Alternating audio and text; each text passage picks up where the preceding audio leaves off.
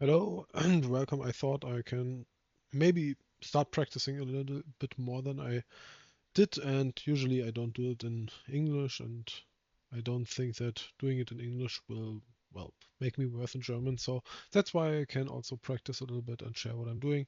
Today I chose a case, one of my favorites actually, from the South African chapter. Jason wrote that case, Game of Life. And yeah, I've not done it in a long time, so I've imported my lambdas. Let's see what we have to do. Okay, so it's just how many ones. So let's do. Uh, it's in English, so I can just use lambdas. It doesn't matter. Um, okay, so row 3. So when I think about it, I have 10. So that would be 21 to 30, right? So I need these signs, and then I can do the same thing. So, oh, those are more. So let's just say then substitute. Um, I would just say mid this. I would say this minus 1 times 10 plus 1 maybe. And I want 10. And now I want 1 and oh, I don't need the len. Len substitute looks wrong because now it's I wanted my lambda, which is called like that, not both functions. But yeah, like that, and we can copy it down. Okay, looks also good. Okay, so I have a map, I have B. Okay, so pretty much now when I look, this is my grid, right? So that's, oh, it's already called grid 10. And here I have my values. So what we can do is we can say mid, mid this sequence 10, 10, 1, and I have it. Let, I don't know, gr. Now, well, you can do something with row and column name, or you can do something which probably also the majority of people have with gr, and I just use the grid 10 as a reference, and then I have 1. I'm not sure if that is formatted as a number or text, so we will see. Okay, so my keyboard game is weak in English, so I'm sorry for that. You're given a string representing active and inactive cells in a 10-10 grid. Apply the text string words you know from the previous lambs. Okay, interesting. Yeah, it's more or less the same, I think. I'm not sure, like indirect for me here, I have one address. And technically I want all the addresses around it. So let me check if I can do that. Right, and what am I supposed to do? How many ones accept? Okay, so for that, what I usually like to do is let's just, so gr is fine, right? And now, as in the video yesterday, I have something called stack movement. I want 1, and in this case I want diagonal. Stack movement is really just, it converts it to a number, so row times a millions plus a column, and I still have plus 1000, which I saw in dim stream like a long time ago, and I'm too lazy to actually adjust it. That's why I still have it. And now if I do that, I just have, well, all the direction plus a start. So my starting cell plus the 8 directions means I have 9 different addresses. And now I don't want the starting cell, so I can say I want to have exactly in one step. So I can't go from here in one step to the same address back. That's why now I only have 8, and I'm not supposed to have the, well, the middle here. Now I'm not sure if I actually have a suite to, you know, I think I can do that. Okay, so this is my, I don't know, my neighbors or something. Nay, I could also use neighbors here, but it's fine. We can do it like that. Um, I will show both ways. And now RC to ADREF on input is, well, input is nay, target is gr, and this is grid10. And now I have 1, 2, 3, which is exactly that. So I can now do just some minus minus, I guess. Oops. That looks decent. Oh, it doesn't. Value. Okay, because it's not okay. So here I get errors because it's not inside. So now I can also say here grid 10. I don't get the values, so now what is actually paste link? Paste link. Okay.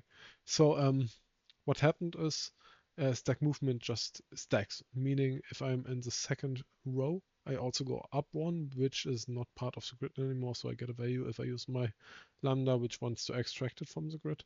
That's why I can set a, well, it's called Grenze or its limits or boundary, something like that, which, well, limits the movement. That is one option, or what also possible is I will still take gr, but let me just take this one again. Whoops. I don't know, like that. And I can do more or less the same. Only thing is now I want neighbor. So let me Nachbar, sum, I guess. And I want gr equals 1. Offset is 1. No. So let me check ne. Nothing, because it doesn't directly convert, I guess. And never mind, because it's also text. Yeah, better. And now I can hear that on net one less, and it's the same.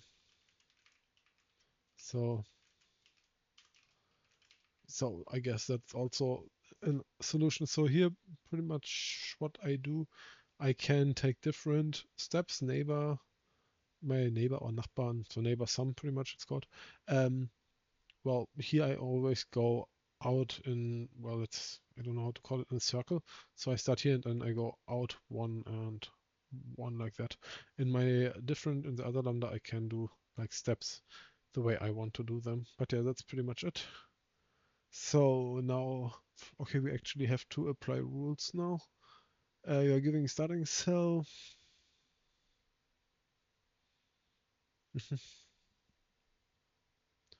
Okay, rules. Each cell with 1 or no neighbors dies. Okay, solitude. Each cell with 4 more neighbors dies. Okay, so it has to have 2 or 3 neighbors to stay alive. Yeah, okay, and only, okay.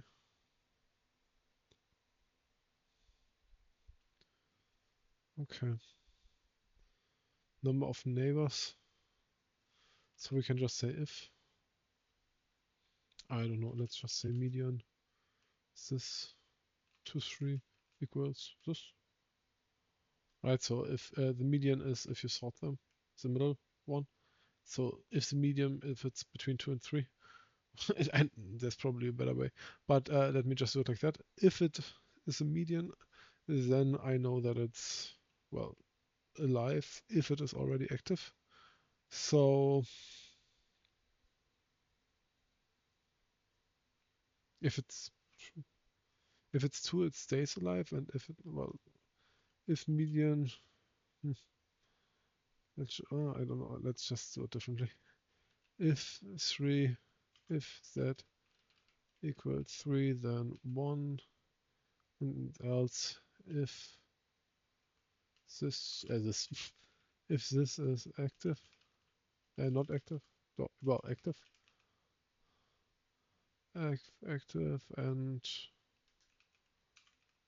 this equals, well, 2, then 1 else 0, and now I'm just missing a bracket here, and I think, oh, interesting. I don't know what this formatting is. How to delete formatting in it. Like that. Okay, let's see if that is right. Okay, nice. So we can do it like that. We could probably also make it a little bit easier. Combine, but it's fine.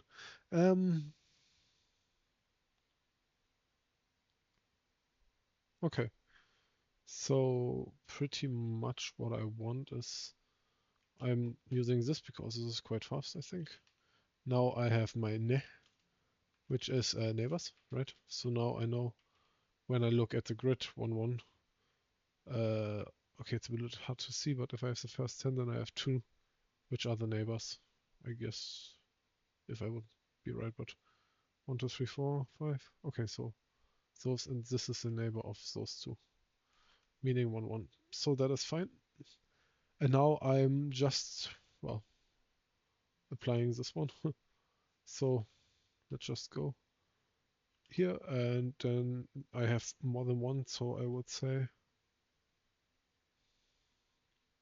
if ne, and h is also ne, and this is not active, but 1 if gr, I guess. 37, so that would be the result. Okay, quite easy. Oh, shit. Let's do it like that. Okay, and now we have to give a string of text. Okay, okay, so 3 turns, which is fine. Only thing I'm not summing directly. So I would say I can reduce this, do all of that, and we're good to go. So I would say let's just go like this. Reduce this over, I want to use sequence 3, lambda gr, c, whatever. Let gr, so that is fine, which is it's text. Sum, okay, and then in the next time it's not text. So I would say let's change this to numbers and use just 1 here. This is also 1. I don't want to sum this. And that's probably okay. Yeah, 24. Good. Now we sum, and I think we are good. Flip. Good. Go to the top. How many active cells are on the grid 100? So let's just say sum grid 100. The grid on the bonus setup is horizontal. The oscillator. What? Ah, okay, so I have it like that. If I swap, then this one has only 1 neighbor. This, okay, so it always swaps. And how many times am I supposed to do it? 3, so it will be vertical. All the strings provided, there's 1 string which is duplicated. Okay, so let's see if, well, let's just say, do I have something on this level? Case level? Oops.